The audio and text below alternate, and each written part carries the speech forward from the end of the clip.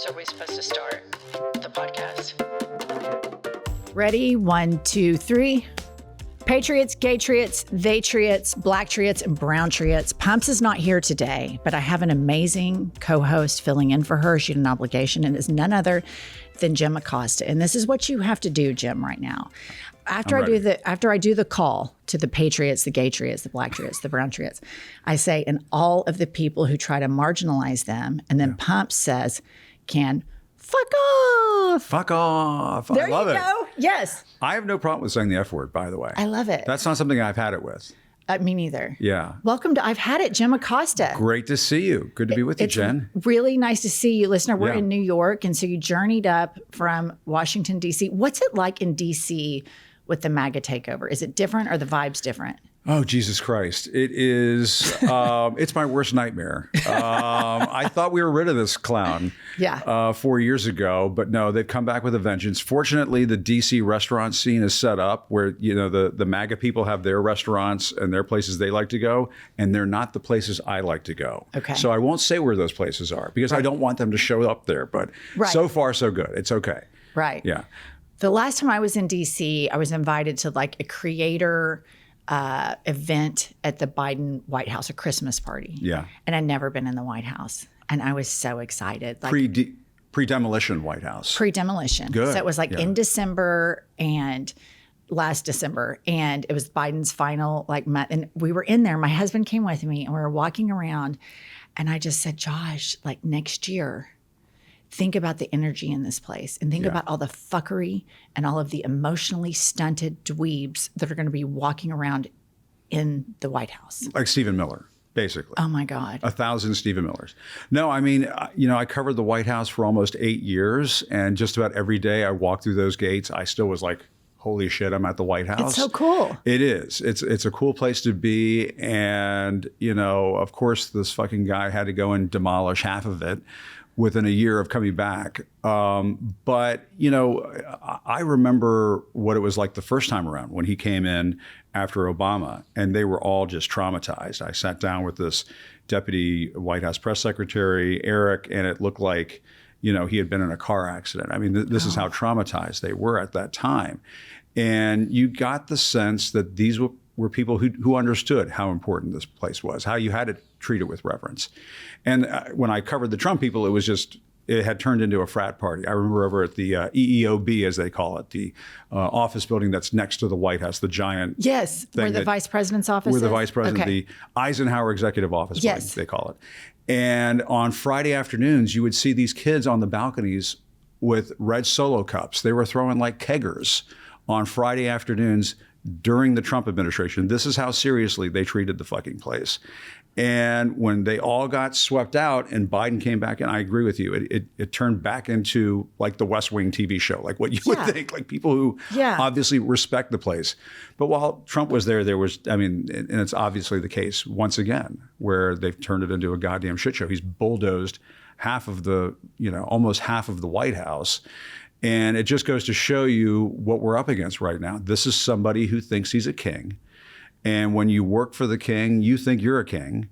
And so they're just going to do whatever the fuck they want for the next 3 years, is how it appears to me. Not to go on a tangent. No, but, I know. You know. And despite all of those grievances, Jim, I do want to ask you, like, I would call it a kitchen table grievance before we dive into the MAGA fuckery. Exactly. Sorry, I jumped ahead. No. I'm glad, because that is something that I think occupies a lot of real estate in all of our brains, because we all care passionately about being Americans and care passionately about each other. And so it's just an all-consuming component. But sometimes we get irritated at just normal bullshit. So what have you had it with Jim Acosta? Okay. I have to give a shout out to my alma mater, JMU. I went to James Madison, an up-and-coming state school in Virginia. They made it to the college football playoff.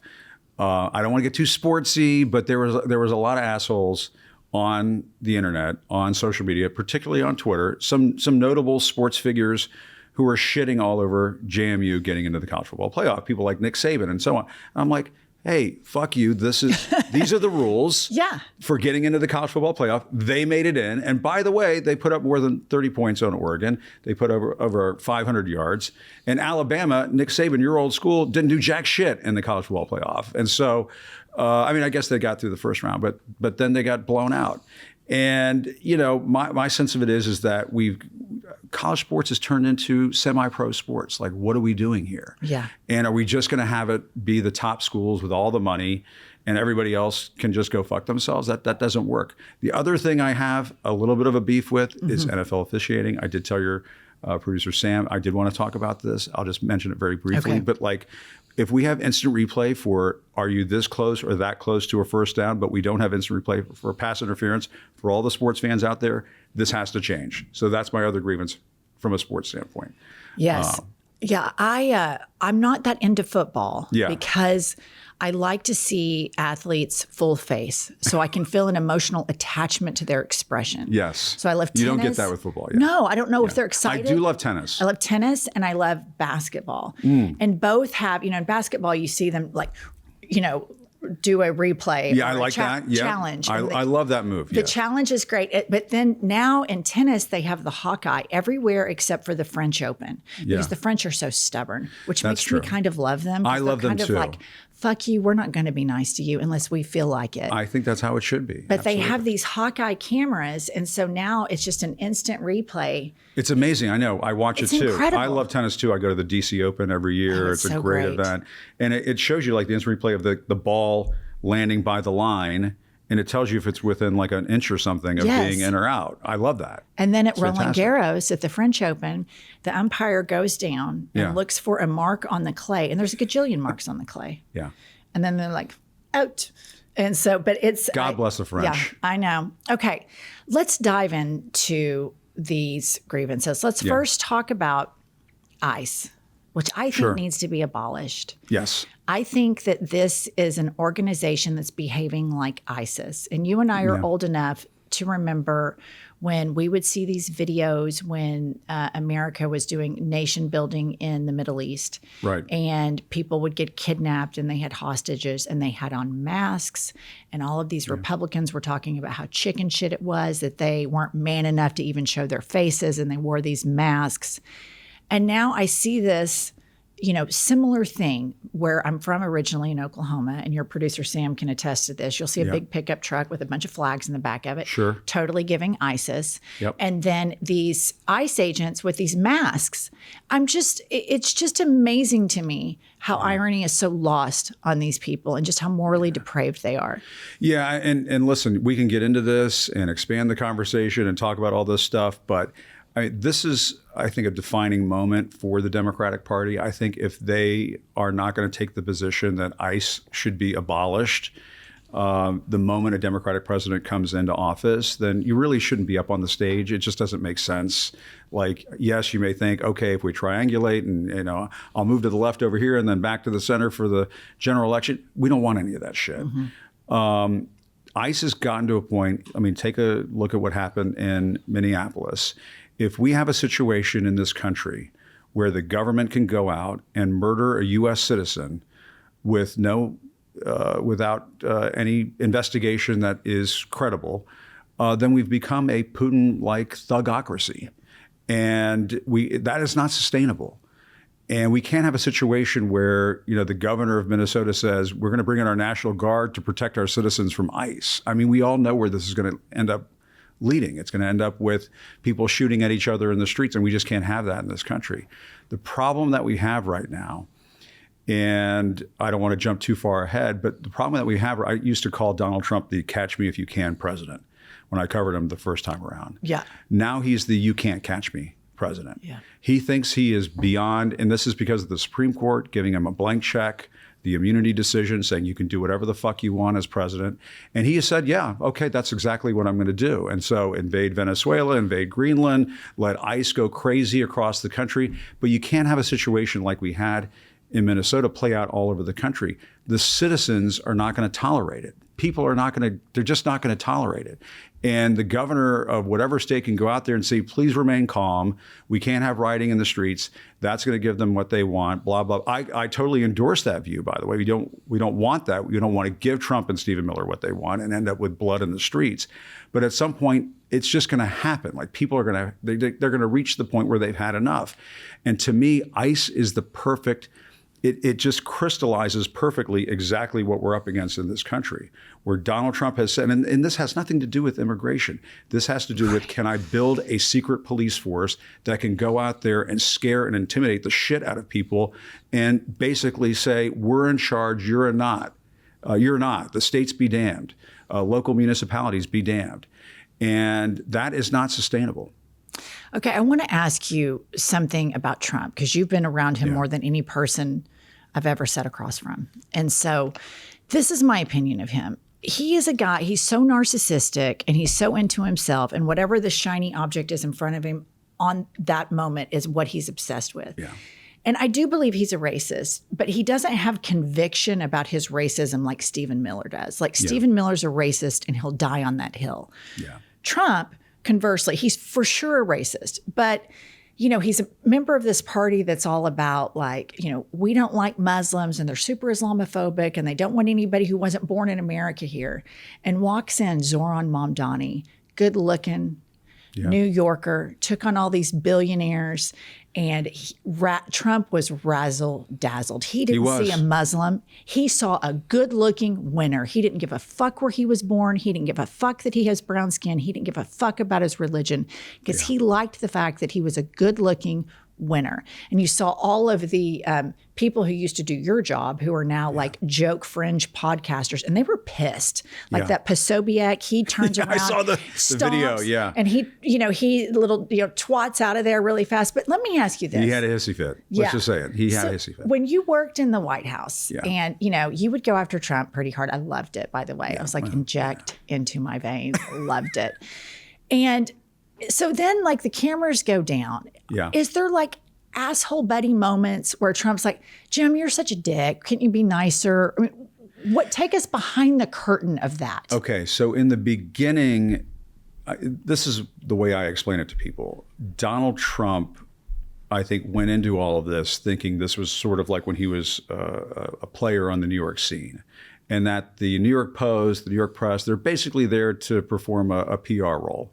I show up, I give a press conference, I do my thing where I look around the room like this, like on The Apprentice. Yeah. And the fawning New York press corps just sort of asks me questions that help me, sell my products, my shitty Trump wine, my shitty Trump vodka, the planes, and so on.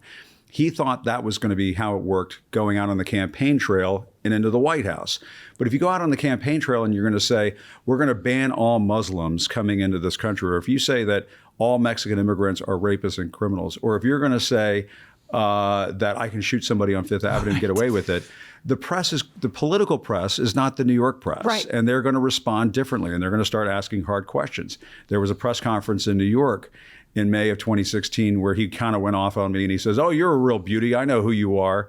But I think at that moment he thought this was still kayfabe. You know what that term is from professional wrestling? It means it's all pre-coordinated. Okay. That's the term for it in pro wrestling. I do this, then you do that. You body slam me here. I throw you into the ropes over there.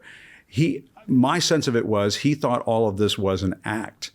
Now, during the campaign, I will tell you, it did not feel like an act to us. We would be in the press corps. We called it the press cage at these Trump rallies.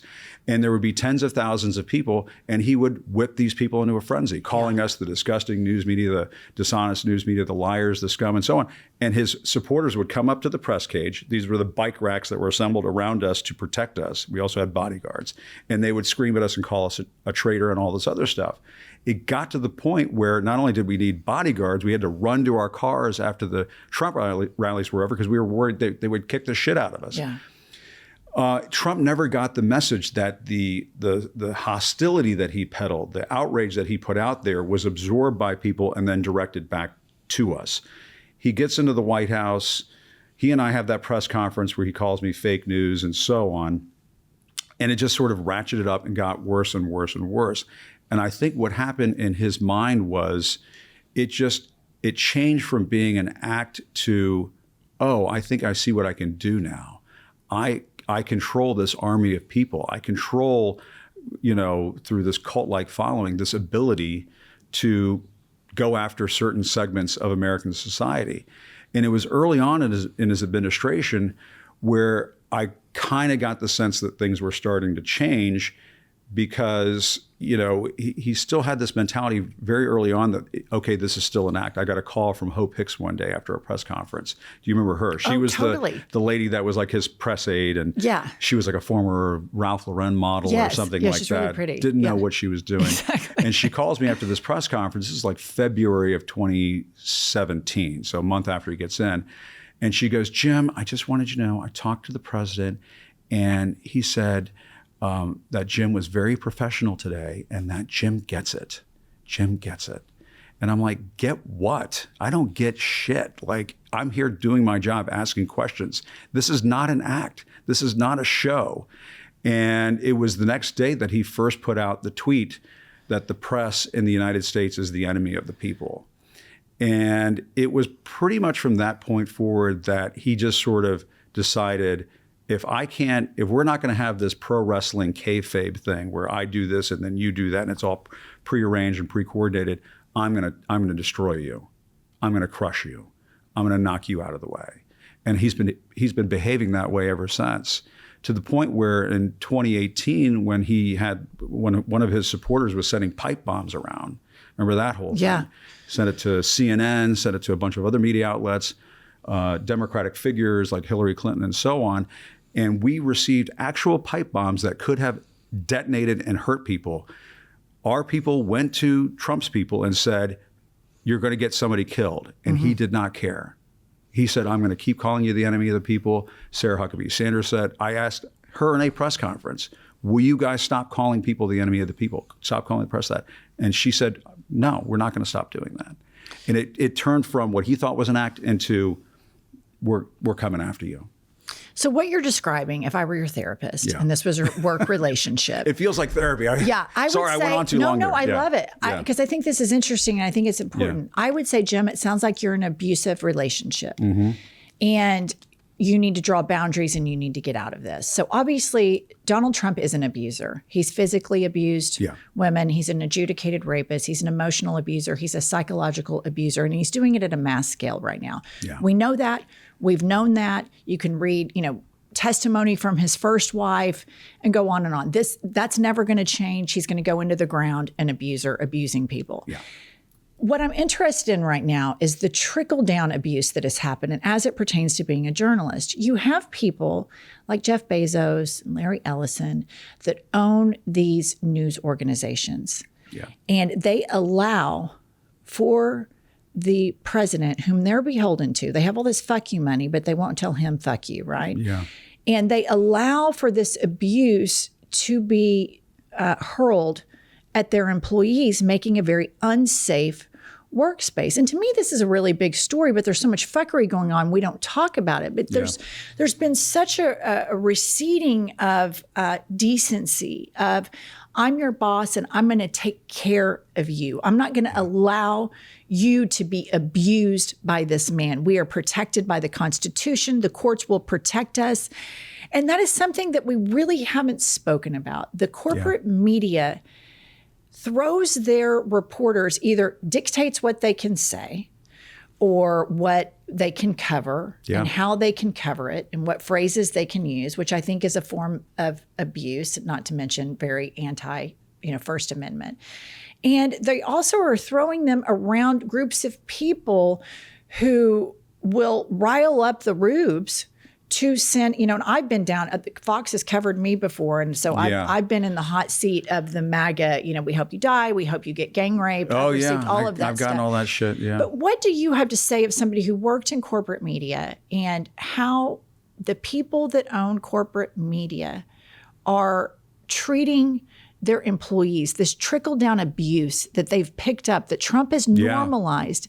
And now these industry leaders who should be advocating for safe, good workplaces and safe spaces, and they're allowing, well, he's an abuser, so we're going to abuse our employees too. Like if you think about Jeff Bezos spiking the story of the endorsement of Kamala Harris or what Barry Weiss is doing right now to those poor journalists at CBS that are serious journalists at 60 Minutes. Yeah. So will you speak to that? And also, Jim, to your experience with when you started realizing, these corporations don't care about journalism anymore.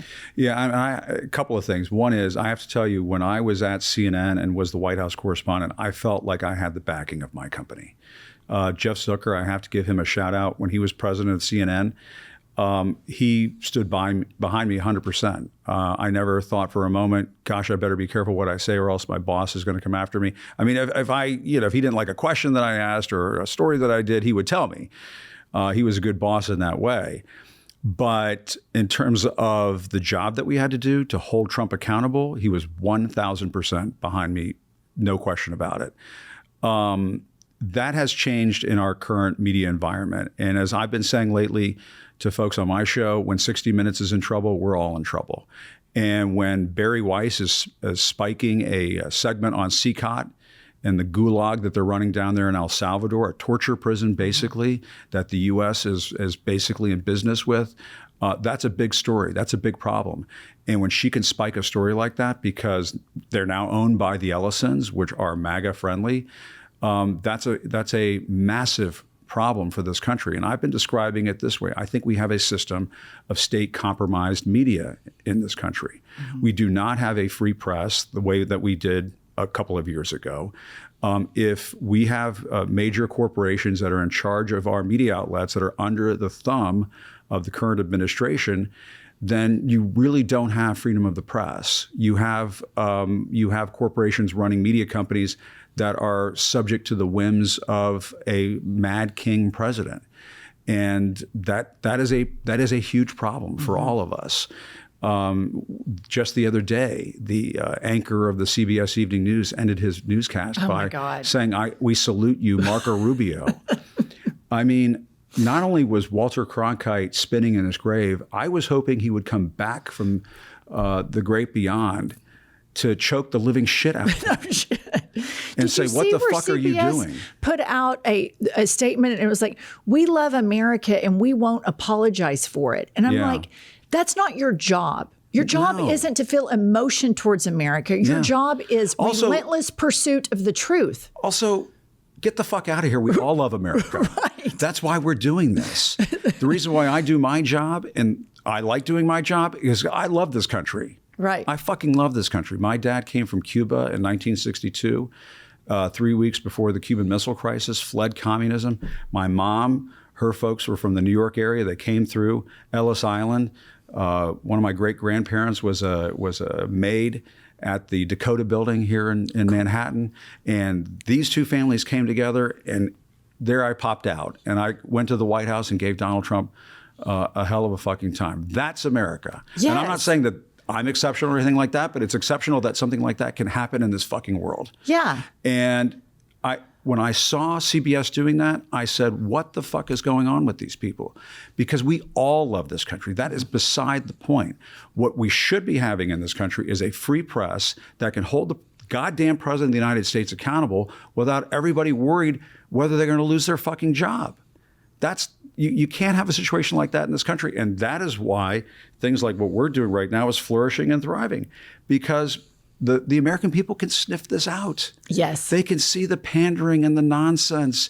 And the other night, the anchor on the CBS Evening News on January 6th is saying, well, on one hand, the White House is saying that that Nancy Pelosi is responsible for January 6th. And on the other hand, it was the rioters. No, motherfucker. We saw it on goddamn television.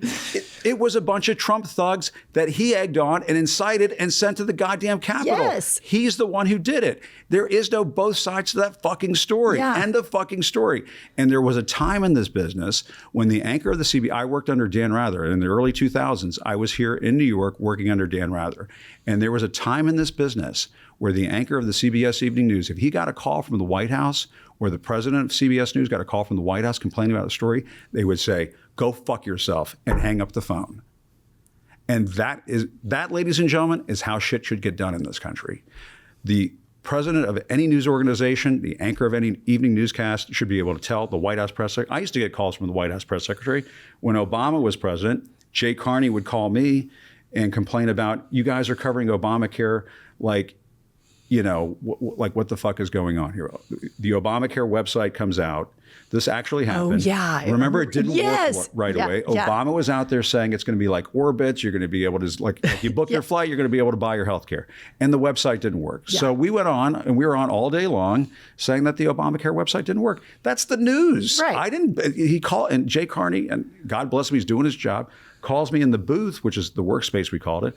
You and Wolf are really out of control talking about the Obamacare website. And I was like, we didn't build the fucking thing. You did. And that is how it should work. The government can get mad at you for doing your job, but you ought to be able to say right back, exactly, fuck off. I'm doing the news. This is how it works. And we've gotten completely away from that to the point where, if the anchor of the CBS Evening News feels that the corporate overlords are making his life a living hell, then he should go on the air at the end of his broadcast and say, they're making my life a living hell. I can't tell you guys the truth. I quit. And do it on national television and walk the fuck off the set. And if you're not going to do that, you're part of the goddamn problem. A Christmas miracle has taken place. So we decided to go do a live show in Atlanta on January 31st.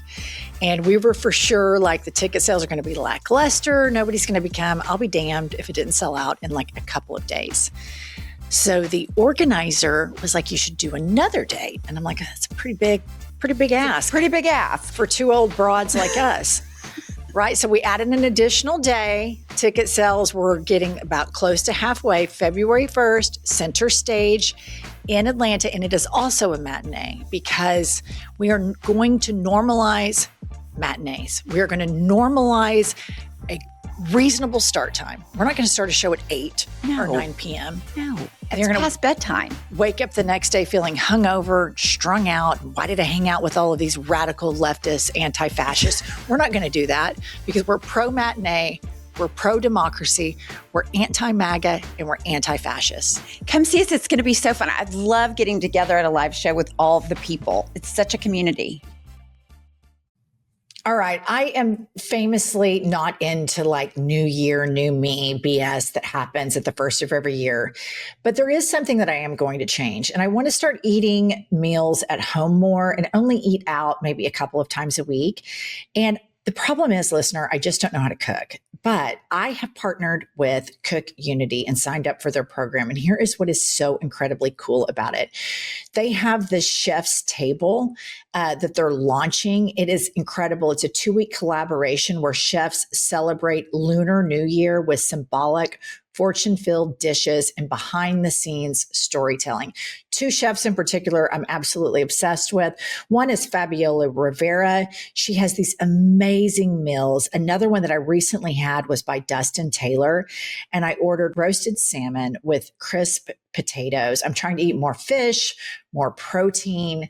Again, I don't know how to cook. So this partnership that I have at my apartment with Cook Unity is really making 2026 off to a much better start. Listener, taste comfort and craftsmanship in every bite from the award-winning chefs behind Cook Unity. Go to cookunity.com/hadit or enter code HADIT before checkout to get 50% off your first order.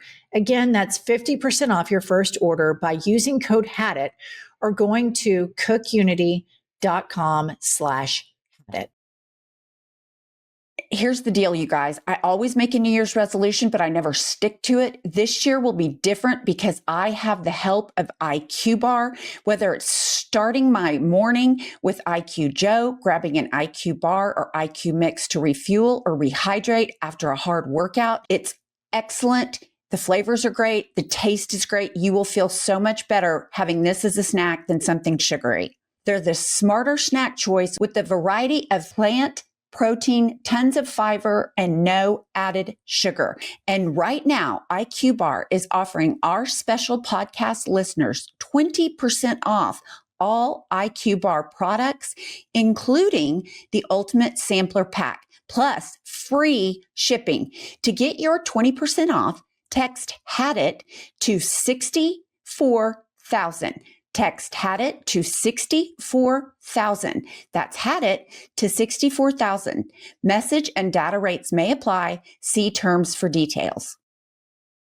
a couple of things about that you said, and then I want to move on to Fox News. Yeah. But good. You said, I know, you said that, they say, we love America. And I always think this is a red flag. The Republicans do this a lot. They'll say, well, I'm pro-family. I'm like, no, everybody's fucking pro-family. No, you're not.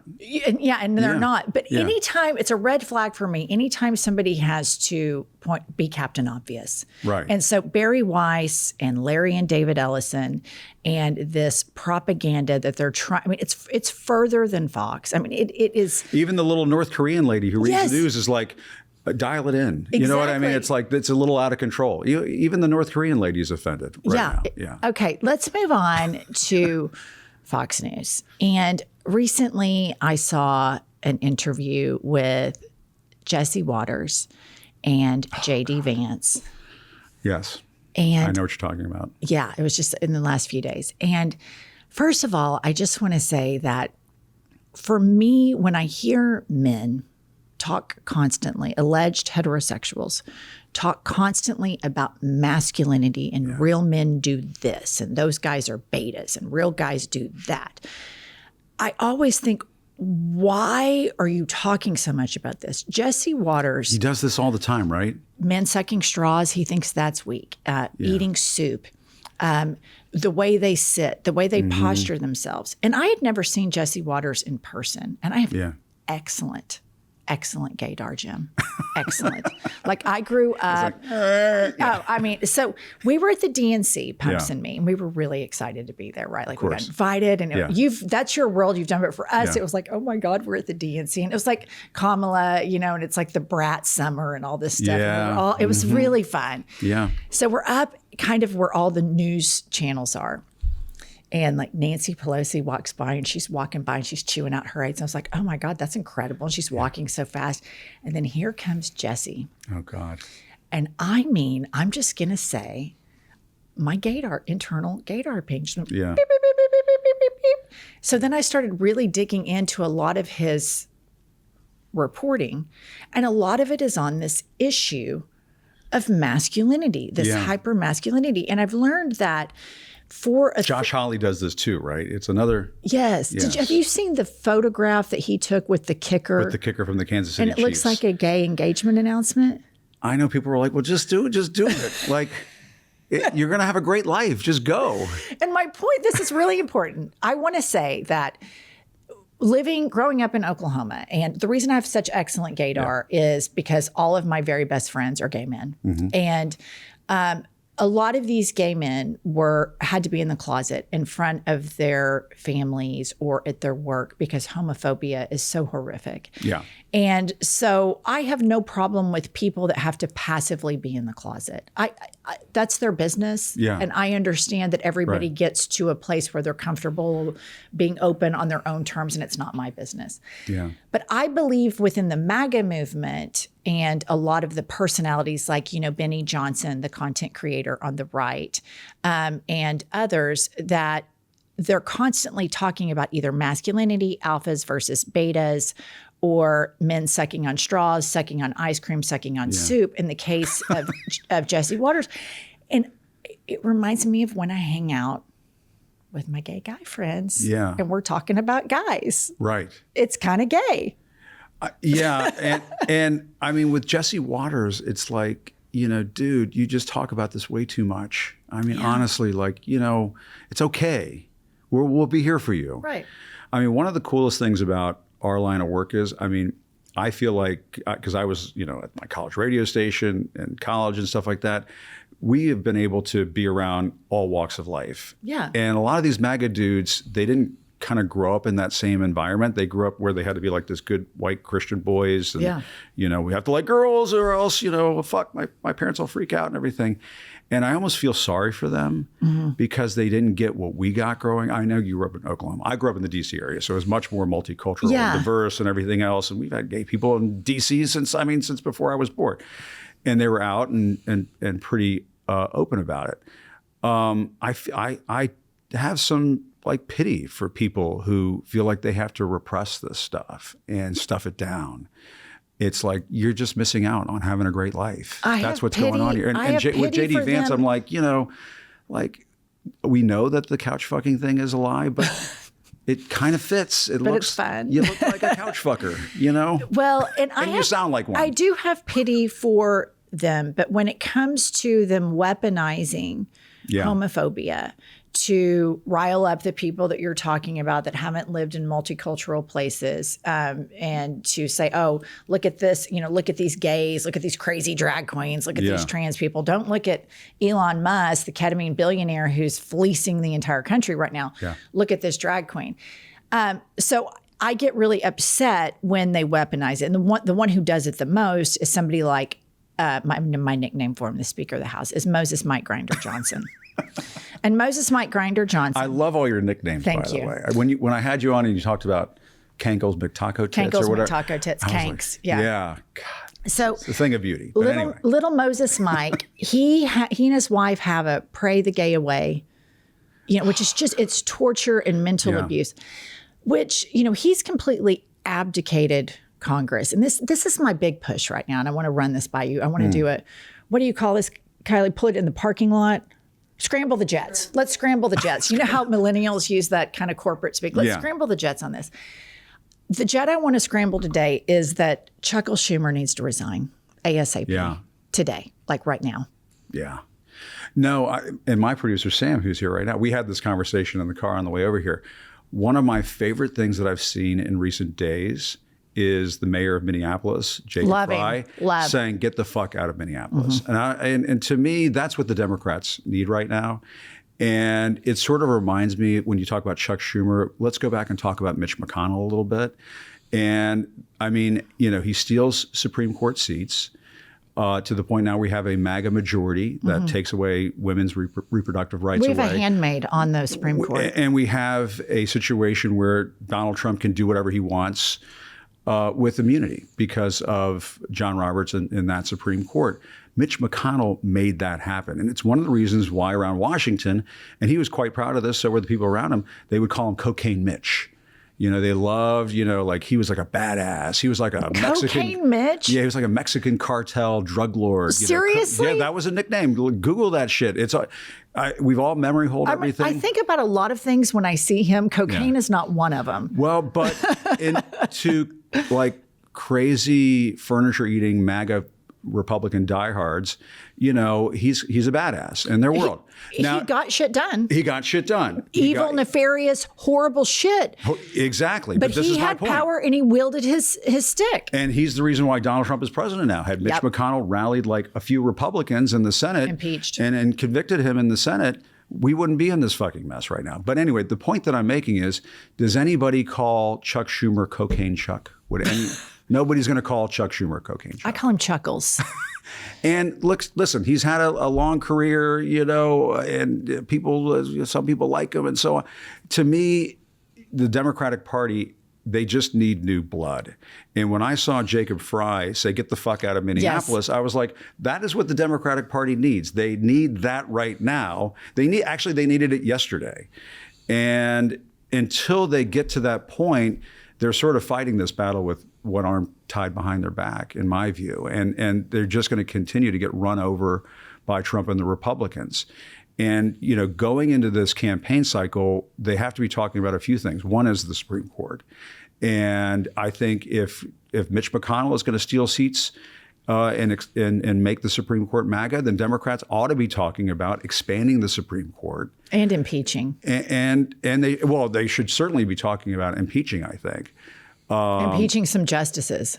Well, and maybe it might involve like ethics, complaints against Clarence Thomas. I think it's very likely that Donald Trump will push Clarence Thomas out of the way and put in like an Emma Bovee or Judge Aileen Cannon or something obnoxious like that on the Supreme Court. One of the reasons why Donald Trump is doing everything that he's doing right now is they want to preserve that Republican Senate.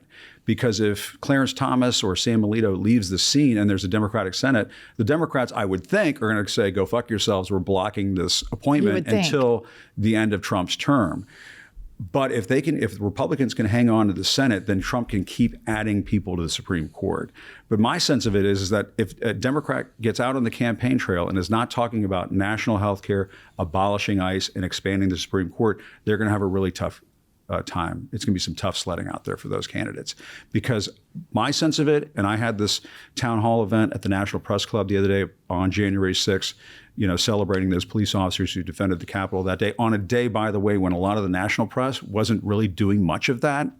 And I said at my town hall, real president would have these cops over at the White House and put his arm around them and say, thank you for what you did for our country and defending democracy. But, to me, what you need right now, and what I picked up on at that event, is that people are pissed. And I'm not just talking about Democrats. I'm talking about independents. I'm talking about even some left-leaning Republicans, centrist Republicans. People are they see a woman getting murdered in Minneapolis by the government. People are starting to lose their shit. And if you are not talking to those emotions and where people are right now, you're just going to have to, it's not going to work out for you.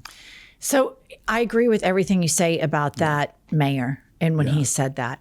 And Chuckles and Hakeem will say, we don't have the majority, blah, blah. Yeah. But you still have your voice. And I want to say, do you remember during COVID, when we're all shut down and Trump's talking about injecting bleach and light, and he was just a complete nut, right? Yeah, I was there that day. I mean, it's just crazy. I remember being on the air and saying, do not take medical advice of the president. Yeah. You will hurt yourself. And there were people getting poisoned, but anyway, sorry. Yeah, and I don't really, I'm not an Andrew Cuomo fan at all, but he did something smart politically at the time. And every night, he had cameras in front of him, and he was like the country's therapist. Yeah. And he wasn't the president. He wasn't the governor of the other 49 states. He was just the governor of New York. Yeah. But he got on TV every night, and I lived in Oklahoma, and I watched it every night because I was craving leadership of a sane person. Yeah. And the Democrats have their voice, and they refuse to use it. And when you talk about what the Democrats need to campaign on, I think another issue they're going to have to address, and the base has moved on this, and this is a national awakening that is occurring, and AIPAC money is toxic. Any Democrat that is going to be accepting AIPAC money is going to face uphill battles. And you can look no further than what, Zoran, he took on far-right AIPAC money. He took on billionaires. He didn't take a cent of PAC money, completely transparent. And my problem with Chuckles, Hakeem, Cory Booker, and a lot of other corporate Democrats is they're sitting there getting their marching orders from Deloitte, and they are this preservationist party where they're preserving the Democratic Party that lost preserving the past 2 times to a fucking unhinged, mentally ill moron. Yeah. And they're still trying to preserve that program. And when you didn't see, Chuckles went to Zoran's swearing in. Yeah. Inauguration. Hakeem didn't. And Hakeem, a lot of his voters in his district live in New York City. And this is a big thing. And the problem with Democrats is they think they're smarter than their base. Yeah. And they treat the base a little bit condescendingly. Yeah. And I think they're going to be in for a very rude awakening at women that I know in Oklahoma, who for sure have been Republicans the majority of their life, are woke ass, no corporate PAC money, rich women trolling around the city that are serious about this stuff. And it's happening nationwide. No, I hear you. And to me, Erica Kirk can go off and shoot off fireworks at the Turning Point convention, and yet Hakeem Jeffries is worried about going to Mom Donnie's inauguration. It was just I would take it one step further. I would say that the presence of dark money in our politics from all of these super PACs is destroying our democracy. Agree. And the Citizens United decision that opened up the floodgates on this, I talked to Sheldon Whitehouse about this the other day, it is destroying this country. And we have to get to a situation where either there are rules of the road, because, they argued in Citizens United that, hey, corporate donations, that's like free speech. No, it's not. Right. There's no way that a school teacher has the same amount of political influence as ExxonMobil. That's just horseshit. So the whole premise of it is built on a lie.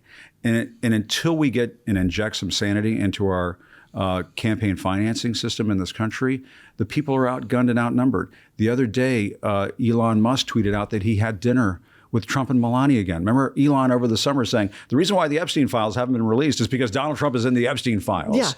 Yeah. Have a nice fucking day. Yeah. And then they went to war with one another, and everybody in the media said, oh, look at this. oh, it's a war of words. And I was like, there's no fucking way this is going to last, because Donald Trump needs Elon Musk and Elon Musk needs Donald Trump, and Elon Musk will spend. He just got $1 trillion compensation deal with X or whatever, the Tesla or whatever the fuck it is. He will definitely spend that kind of money to try to lock the system that we have in place right now, where Republicans can still run the rest of the country into the ground. And to me, until you get that kind of dark, corrupt money out of our politics, we're in serious trouble. And that is why, and I think a lot of others have made this observation, it is going to take a tsunami, a blue tsunami in the midterms to get the Republicans that message that, hey, you know, the bills are coming due. You can't run the country like a Putin thugocracy anymore. It's just not going to work. Yeah, and I also think that Elon Musk and Trump hate each other. But I do think they have a shared goal, and that is preventing the blue tsunami, because the blue tsunami means that Congress is going to haul Elon Musk, big balls, and a bunch of other people's ass in front and say, what crimes did you commit? And it's going to get really serious. And the same with Trump, because I believe, and this is just my opinion, that Trump and all of the bottom-feeding morons surrounding him, and Elon Musk and all the bottom-feeding Klingeroners that surround him, I think they commit crimes every day. And I think to reconcile all of this is going to take hardcore, not integrity Democrats. Fuck you, Democrats. Fuck you for fucking over our country. We are serious about this. We are prosecuting. We're going to uncover every document, every phone call, everything you did. We will be relentless about it. And that's the mindset they've got to have, because I think the electorate is going from, we've got to get him out, but also we want accountability. There has to be accountability. You have to have a situation where there's accountability. And I talked about this the other day with Fanone, the former MPD police officer who almost got killed on January 6th. You know, he said, and I think it's true, that it's more than just the Dems win back the Congress and the White House. We have to change this John Roberts Supreme Court decision that gave the President of the United States a blank check. No man or woman should be above the law in this country. And Donald Trump sure as shit should not be above the law in this country. And I think the Democrats have to talk about it in these terms, that, listen, if we get back in there, and I'm not saying I'm part of the Democratic Party, but I'm saying that this is the way the Democrats should communicate. They should say when they're back in there, if you guys are going to cling to this idea that Donald Trump is unaccountable, it's just not going to work. And that means adding seats to the Supreme Court so that immunity decision can be overturned. And so Donald Trump can be held accountable for his crimes. I mean, right now, he's talking about taking over Venezuela for years in order to control the oil industry. And what world is that sane? He's talking about taking over Greenland and blowing up NATO. And what world is that sane? And so unless the Democrats wake up, and my sense of it right now is, to your point earlier, they're just sort of like, nibbling around the edges.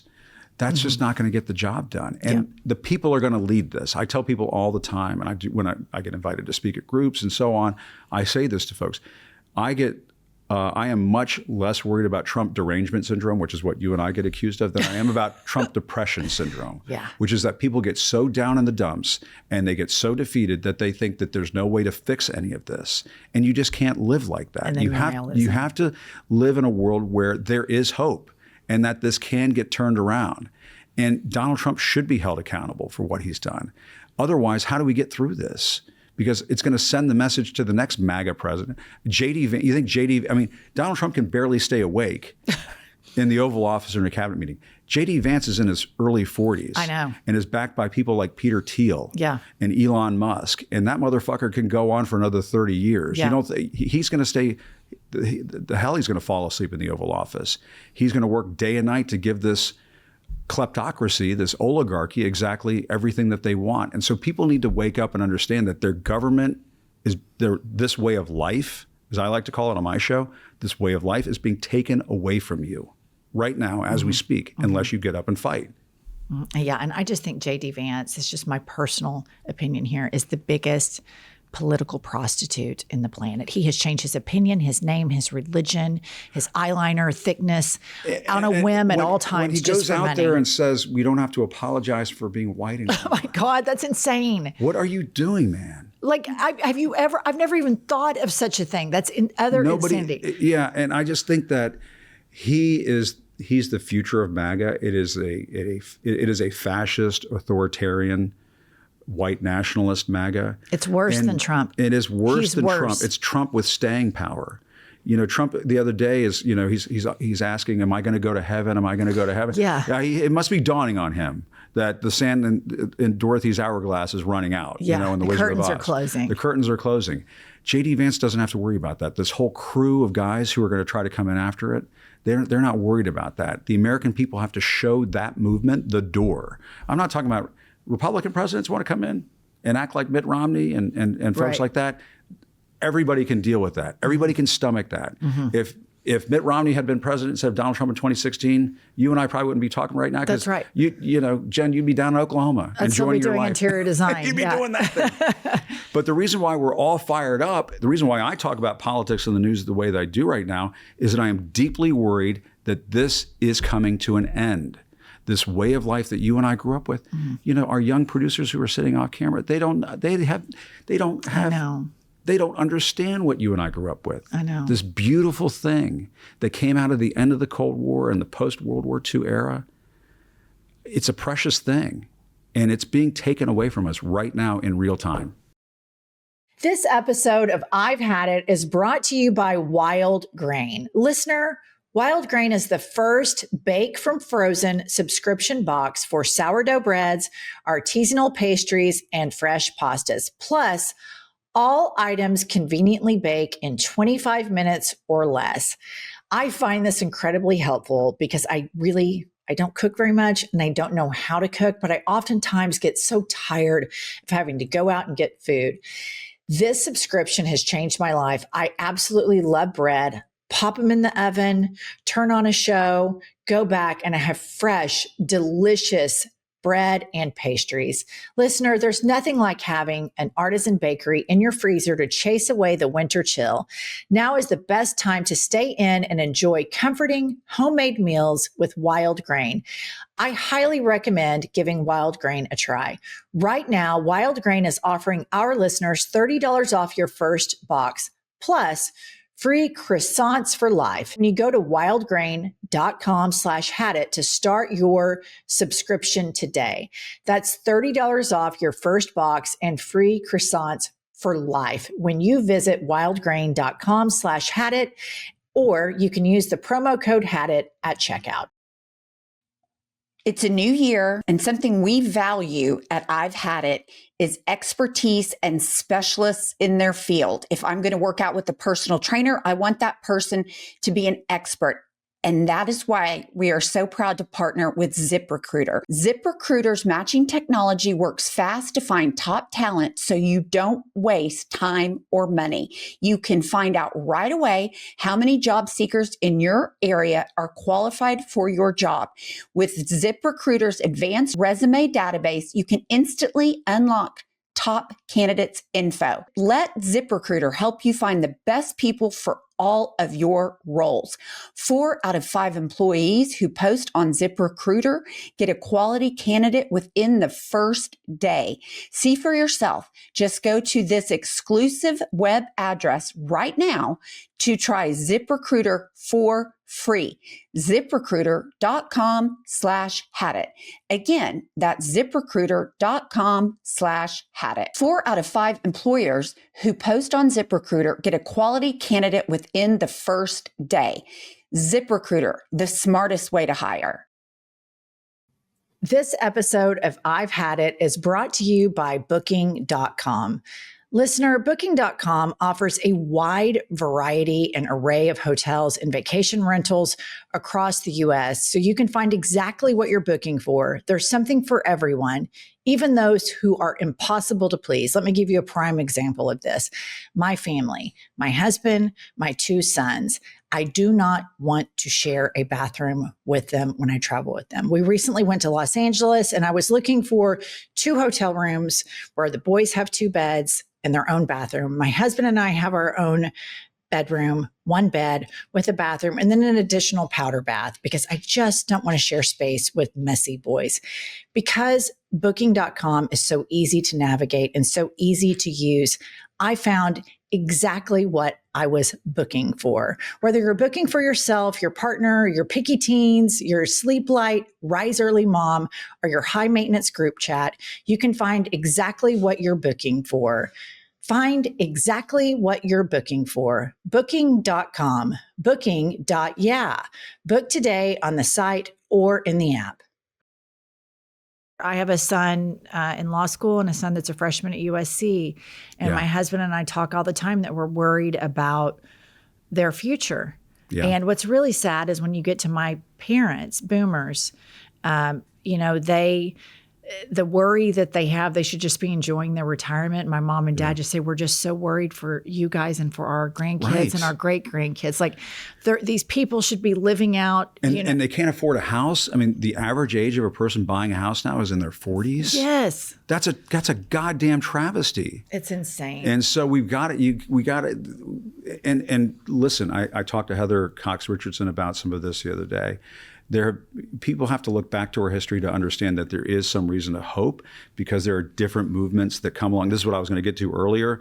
In 2008, when I was out on the campaign trail, the folks that I worked with at my old place would say, Hillary Clinton's got this locked up. Don't worry about this Barack Obama guy. Hillary Clinton's, it's going to work out. She's going to be the And I was out on the campaign trail with Obama. And I would see him in these gymnasiums and these auditoriums. And I'm like, looking the way young people respond to him. Yeah. And I was like, guys, this is different. This is something different. Yeah. And he defeated the Democratic establishment and just roared into the White House and became a political phenomenon in this country. People forget about this. Heather Cox Richardson was explaining that in the late 1800s, during the time of Teddy Roosevelt, there was a whole era of progressivism that came along, a whole new era of independent journalism and a new wave of journalism that came along. Eras can change when the people lead that change. And I think that we're on the cusp of that now if it's not crushed by the powers that be. I agree. Yeah. I just completely agree. All right, let's play Had It or Hit It. Okay. Oh my God. Welcome to Had It or Hit It. I would hit it. Had it. Had it. I hit it every day, sometimes twice a day. All right, Jim Acosta, Had It or Hit It, the Trump Kennedy Center. Fuck that shit. I went over there that day. I grew up in the D.C. area, going to the Kennedy Center and stuff, and taking my first dates when I was in my 20s and stuff to the Kennedy. And I was like, oh, I'm hot shit. I'm taking this girl to the Kennedy Center. Damn. Oh, yeah. Did you make out with him after that? Yeah. I mean, it helped. It certainly helped. Dinner in the Kennedy Center helped. And I revere John F. Kennedy. He's one of my heroes. And Bobby Kennedy, not the insane one, but the not the brainworm. No, not that one. And I did this. Sam and I did this on the day that it happened. We went over to the Kennedy Center when they were putting his name up there, and I did a little report from over there. And I said, I'm reporting from the scene of yet another crime committed by Donald Trump. Yes, he has vandalized this building, and he's a vandal. And he's putting his name all over. It's like he's just whizzing all over the nation's capital, and like a stray dog. You covered the Obama White House. Were you there when he wore the tan suit? I was. Okay, imagine if Obama. Remember how the Fox their narrative was he's arrogant, he's aloof, he thinks he's a king. Do you remember them saying that about Obama? I remember that. The fact that I guess you can't shame the shameless, but nobody feels any embarrassment or shame. And then the pictures, I haven't been in DC since the aforementioned Christmas party, but is it true? I've seen these images online, these portraits of like Donald's presidential mugshot on the building, on the government buildings. They've got it on the Department of Labor. I call it the Kim Jong-un treatment there on the Department of Labor. It looks insane. And one reason why we saw it is when some of these characters in DC put up the Trump Epstein statue in front of the Capitol. We ran down and did a report on that. But off in the distance, you could see the Department of Labor, and they had the Kim Jong-un like banner of Donald Trump. It's all batshit crazy. And it makes me think he's just in the throes of this mental breakdown because he knows this is all coming to an end. And so he's just like, let me put my name over here. Yeah. Let me invade this country. I think that those Greenland. Walter Reed visits, I think something was revealed. Something's going on. Yeah. But here's just, this is They found petty. the mark of the devil on Totally. I'm going to bring up something petty just because I like to be petty and I think it's fun and therapeutic. It's cathartic.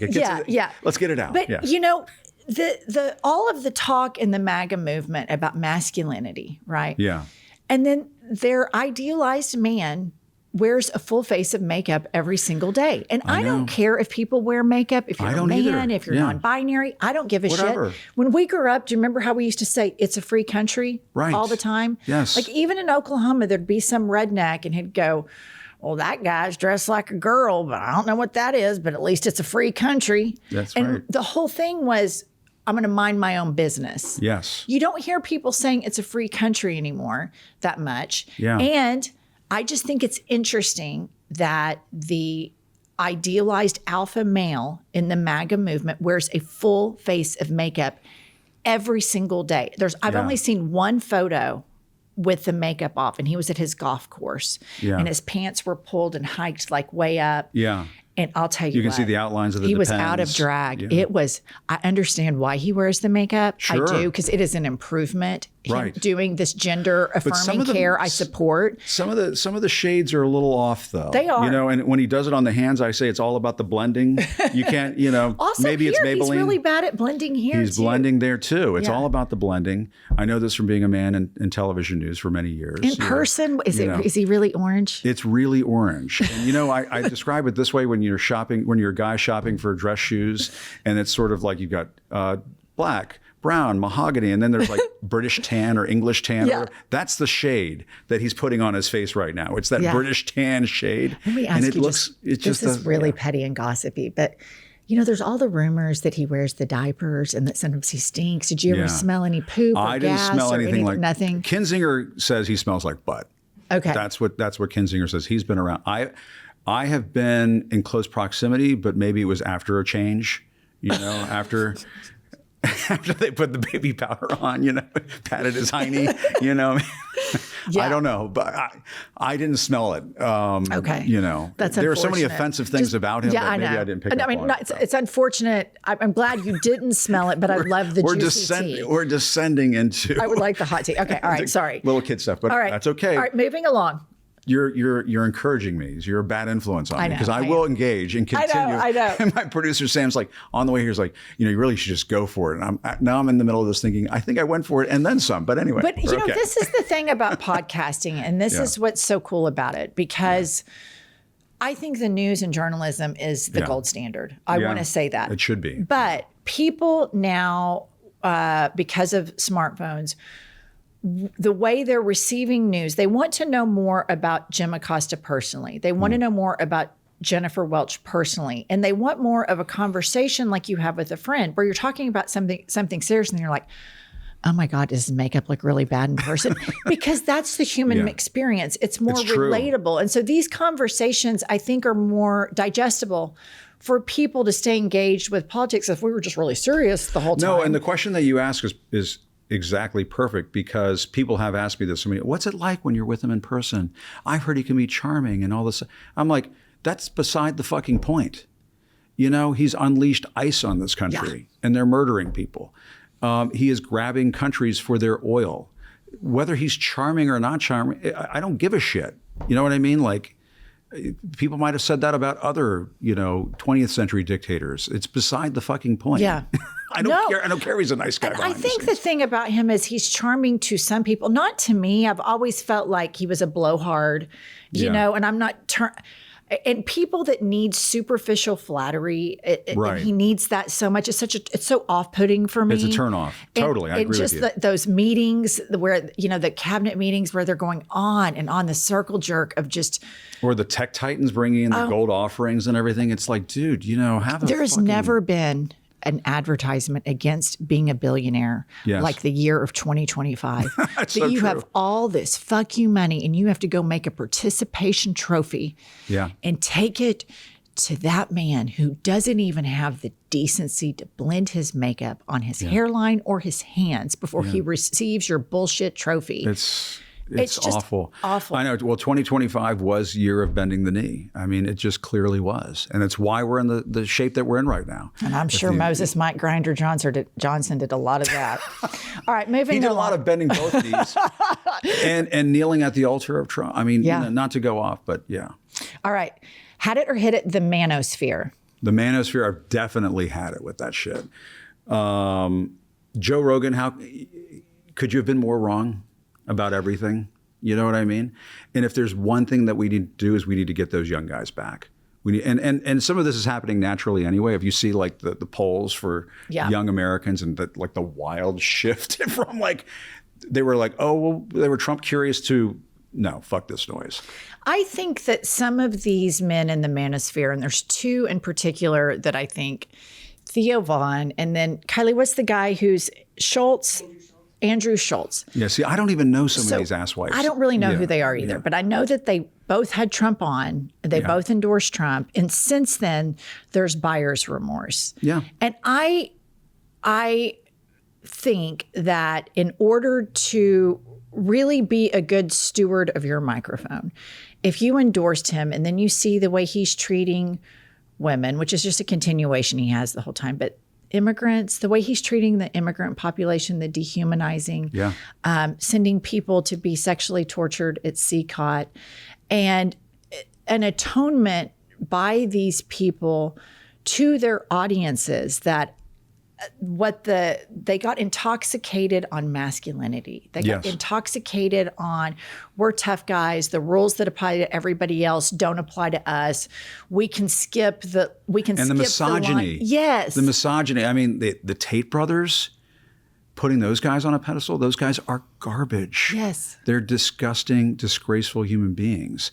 And that's the thing I get worried about the most with these young guys is that, fascism is contagious. It is something that you can catch the bug. Mm-hmm. Misogyny is something you can catch that bug, and you can become cruelty is something you can catch that bug. And I've described this many ways. Trump wants his cruelty to be your cruelty, his abusiveness to become your abusiveness, and we just have to show these guys a different way. And I think some of it is talking about these things in terms that Trump would talk about these things. Mm-hmm.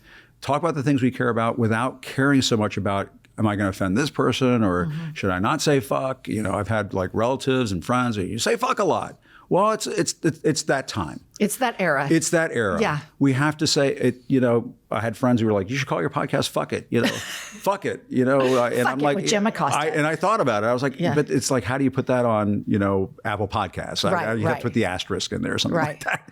I'm going to get throttled. But we are kind of in that moment where we have to say fuck it and sort of grab people by the shirt collar, because these young asswipes, like the names you mentioned, it's almost like they have to touch the hot stove, and have their noses rubbed in it before they wake up. And it's like, oh shit, I guess I better care about this stuff.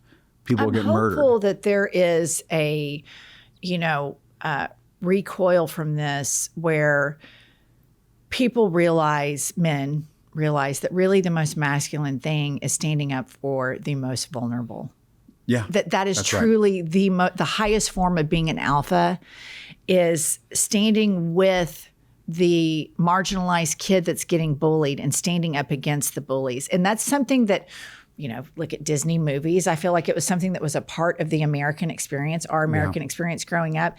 And that's something that's been so hard about being alive right now is the villains, how they're celebrated. Yes. How much people are on Fox News, they celebrate this depravity and these horrible villains and these just horrible people. And that's been very hard for me to watch. Yeah. And, to some extent, it's a little bit of a self-cleaning oven, because I think that in the sense that Donald Trump took us to the edge of hell itself, it's like we're not in hell, but we can see it from here. Because he goes so far, he kind of shows us the light a little bit too. I hate to put it that way, but like the way he went after Rob Reiner, after Rob Reiner died, he and his wife, and you had even people on Fox, you had people even in the Republican Party, even in MAGA, saying that this has gone too far. And it didn't happen overnight. It's not going to happen overnight. The spell is not going to be broken like a Disney movie. But I do think there are these moments that happen little by little. People are saying, oh, you know what? This is I too think fucking they're much. blowing their wad. And as much as it's accelerating right now, there is going to be a backfire to it. And if you think about just like, I think there was a huge backfire to Charlie Kirk's funeral. And we all I unfortunately saw it online, him violently get murdered. And it was horrible. Horrible. It was the most horrible thing. And I oppose gun violence so much. A person who worked with us, he was killed last October, and it just devastated me, a young black kid that had worked for me for like 6 years. And so gun violence is avoidable and preventable, and nobody surrounding Charlie Kirk even talks about that, but I digress. Yeah. So everybody saw that, and it was horrible to see. Nobody's really talking about what he did. They just kind of ambiently knew who Charlie Kirk was. Yeah. And then the funeral happens, and it's pyrotechnics, Christian nationalists, Bible thumping. And I was on Hassan Piker's show kind of right after this happened. And I said, Hassan, where I grew up, I know evangelicals, like I would go to church with them on the weekend and that's their vibe. But country club Republicans look down on Bible thumpers like that. Episcopalians and moderate Republicans. And they put on this huge megachurch funeral. And I could see, you know, like there was kind of a backlash from that. Like, well, this shit's weird. Yeah. Like, why are there fireworks? Why is all of this talk about, you know, overt religiosity? There's something so off-putting about it. And I think that's what's happening with a lot of this. And I think there is going to be a blowback from it. But here's your last one. Yeah. Had it or hit it, the United States of America. Oh, boy. And hit it is good, right? Yeah. Hit it is good. I will hit that shit every day of the week. You're talking, if you know, it's like that line from Coming to America. If loving the Lord is wrong, I don't want to be right. You know, that's such a great movie. And see, this is the other thing that the kids don't know. I feel like I have to introduce them to some of the old Eddie Murphy movies. Yes. Arnold Schwarzenegger. My dad was a bodybuilder growing up. Really? He was. And he wanted to be Schwarzenegger and Stallone. Did you and all pump this stuff. weights with him growing up? No. Was he like, come on, son, let's pump some weights and do manly stuff? I was still kind of a pussy. I mean, I tried. I tried to be an athlete. It was like, this is taking a lot of effort. You know, I'd rather be on the school newspaper and run for, you know, class president or whatever. Yeah. But, you know, my dad, you know, he could take me to a Redskins game growing up. And if people were fucking with us on the way to the stadium, he'd be like this. And they'd be like, whoa. Like my dad, you know, like he was a big dude. Cuban? He's the Cuban. Okay. He's the Cuban. Macho. So Cuban with all this, it's not a good idea. Nobody's going to fuck with that. No. Yeah. And that's the era I grew up in. And I, you know, like the right stuff. Oh, yeah. You know what I mean? Like it worked on me, you know. Rocky and Rocky IV, I will break you. And then Rocky comes back and I'm sorry, it works on me. Adrian. Even though Stallone now, it's like he's MAGA. He's kind of MAGA, he just looks weird, but but I still love him. It's okay.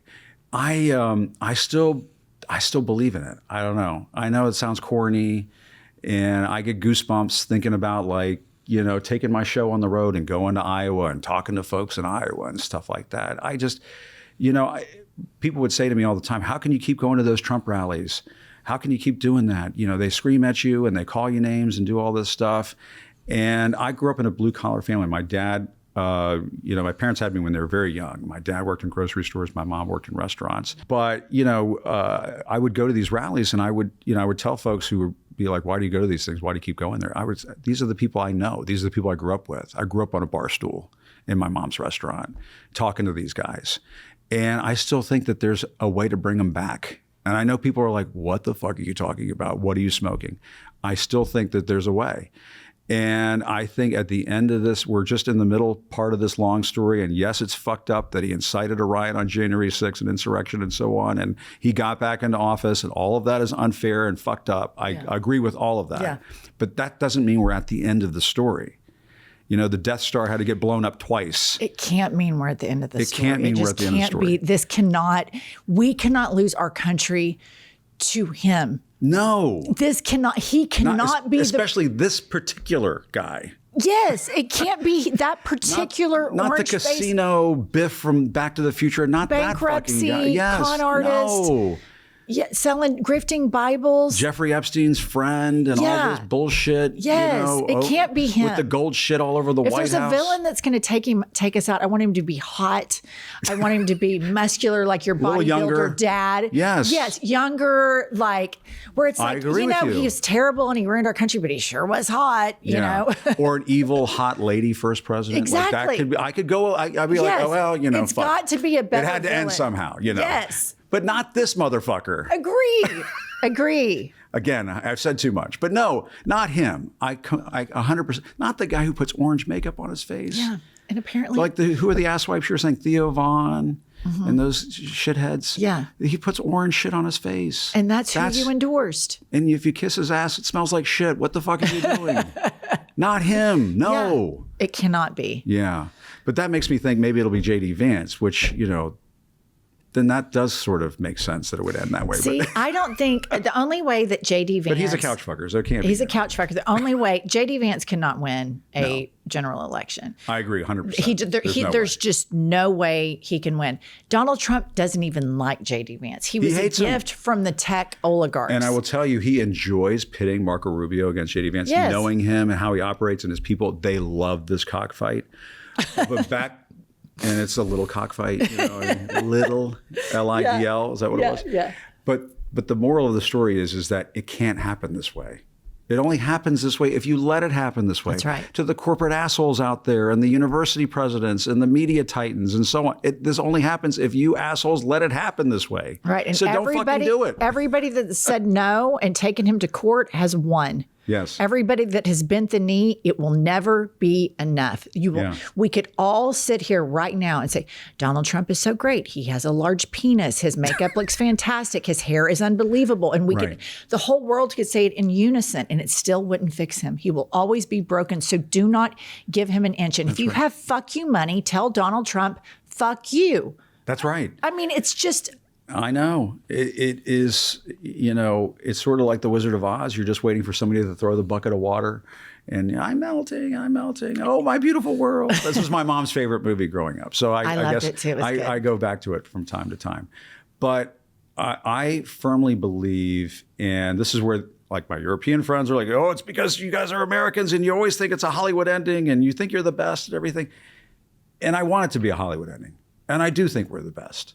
And I do think we can do this. I think we can pull this off. It's going to be a little messy. And it may not be Gavin Newsom. It may not be, the heir apparents that are floating around on the news right. Maybe it'll be Jacob Fry. I don't know. I hope it's somebody new. Maybe it's somebody new who just kind of comes out of nowhere. We didn't see it coming. Kind of like Obama. Yeah. Sort of like Donald Trump. We didn't see it coming. Yeah. But and maybe it just won't be one person. Maybe it'll be all of us. And I people could say, oh, Jim, that's because you're from this generation that grew up with Star Wars and all that shit. It ain't going to end that way. I will continue to believe it until I can't believe it anymore, until there is no more. And that's what I bring to this. I refuse to give up. I just won't do it. I want to leave the listener with that hopium from Jim Acosta. Injected in my veins. We need it. We need it. And we need to remember that none of these corporations are anything without us and our money. And if they want to shit on their customers, we'll just start boycotting them. I canceled my Washington Post. I mean, this is the paper I grew up with. My mom would get it on her doorstep every morning. Read it cover to cover every morning. I canceled that fucking thing. When they came out with the editorial and said it was okay to bulldoze half the White House, I canceled. I canceled it live on my show. I said, no, fuck this noise. We have to start standing up, not just to Trump, but to all of the enablers. And a message has to be sent. This is running out. Which side are you going to be on? Our side or his side? I agree. And that's the way it goes. All right, listeners. And that's the way it was, as Walter Cronkite used to say. Yeah. Jim Acosta, thank you so much for joining me in person, filling in for Pumps on I've Had It. I thought you were spectacular. Was I an okay Pumps? You were a fabulous Pumps. Much smaller tits. I'll work on that. My producers tell me I got to work out more. Yeah. Next time, much bigger tits. You don't want to be a pussy. You want to be a strong guy like your dad. Listener, thank you so much for joining us, and we'll see you next Tuesday and Thursday. Great to see you. I'll tell you what I've had it with. Listen up, patriots, gaytriots, and natriots. We have a new podcast that has dropped. It's called iHip News. It's Monday through Friday, every day, 15 to 20-minute hot takes on the political landscape of the United States of America, always served with a side of petty grievances. We are on all the available platforms, Apple, Spotify, Google, whatever you get your podcasts, and YouTube. Please go rate, subscribe, and review so that we will chart upwards with America's greatest legal mind. Pumps, what does an eagle say? Caw-caw! A little bit more enthusiasm. Caw-caw! That's it. That's caw-caw! That's the patriotism that this country needs right there.